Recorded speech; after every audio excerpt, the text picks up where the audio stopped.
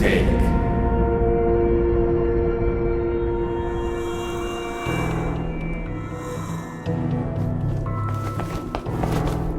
¿Ya estás en posición?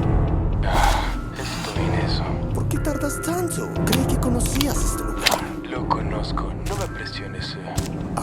No tenemos tiempo. Voy a entrar. Si entras, te van a disparar en la cabeza. Please. Ve cómo lo hacen los jefes. Phoenix, no.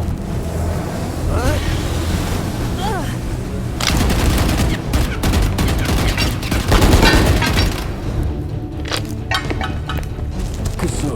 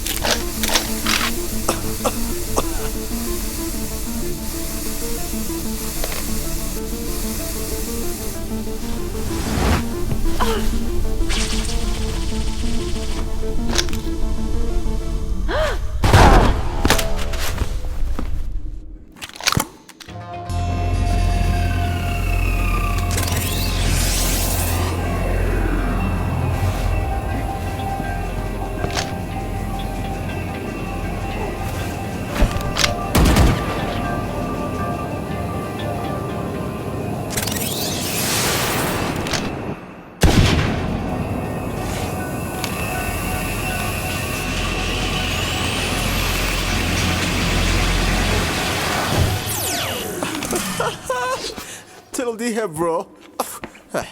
Déjaselo al jefe.